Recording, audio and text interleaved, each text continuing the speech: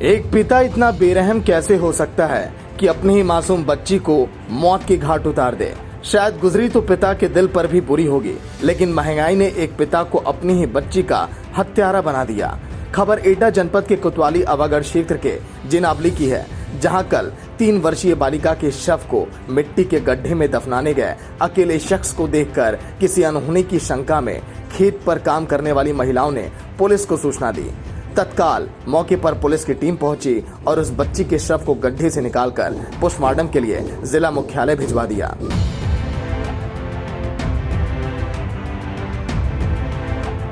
तो वहीं इस आरोप में जब एक व्यक्ति को गिरफ्तार किया गया और मामले की जांच की गई तो सच सामने आने पर सबकी आंखें फटी की फटी रह गई।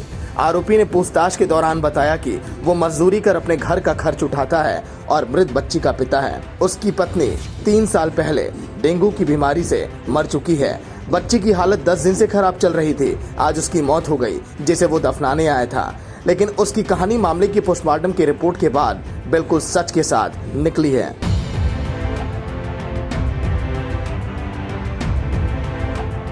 मामले के बारे में जब पुलिस कप्तान एटा ने जानकारी दी कि बच्ची की चाकू से गोदकर हत्या की गई तो यकीन करना मुश्किल हो गया कि कोई पिता इतना निष्ठुर कैसे हो सकता है कि पिता की बेटी अपने ही कलेजे के टुकड़े की हत्या कर देता है। आरोपी से जब पुलिस ने कड़ाई से पूछताछ की तो उसने अपना जुल्म कबूल किया, पर मासूम की हत्या के कारण जब उसने बताया तो पुलिस भी हैरान रह गई। आरोपी ने बताया कि वो दिल्ली के सीलमपुर और शिकोहाबाद के दिहाड़ी मजदूरी कर परिवार का भरण पोषण कर रहा था। इसी दौरान 2018 में उसकी पत्नी की डेंगू से मौत हो गई थी। उसकी बेटी के साथ शिकोहाबाद से एटा गया। बीते 10 दिनों से बेटी बीमार थी, जिसका आर्थिक तंगी के चलते इलाज नहीं हो पा रहा था।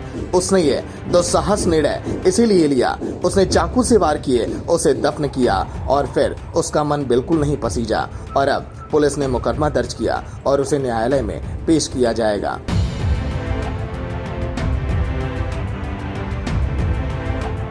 ये थाना आवागढ़ क्षेत्र में कल 3 मार्च को एक 3 वर्षीय बच्ची की मिट्टी के ढेर में दबाते हुए कुछ ग्रामीणों की सूचना पे एक आरोपी को पुलिस ने हिरासत में लिया था और बच्ची को पोस्टमार्टम के लिए उसके शव को भेजा गया था।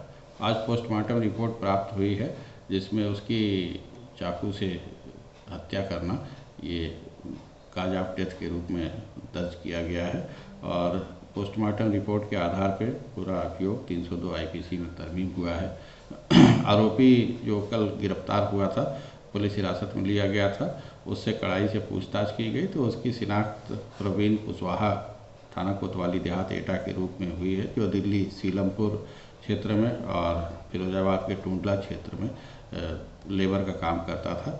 उसकी पत्नी की वर्ष 2018 में मृत्यु होने के बाद इस बच्ची की देखभाल वही करता था।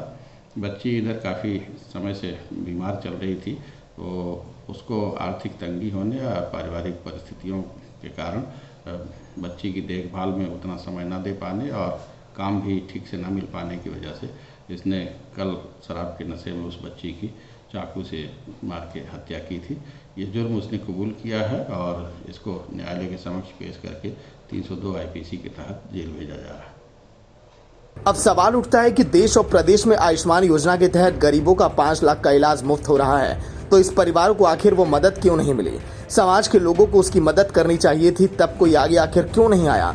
आर्थिक तंगी ने पूरे परिवार को लगभग उजाड़ कर रख दिया। पत्नी की मौत के बाद बेटी की हत्या और अब पिता सलाखों के पीछे रहेगा। सवाल कई, मगर जवाब अभी भी कुछ भी नहीं।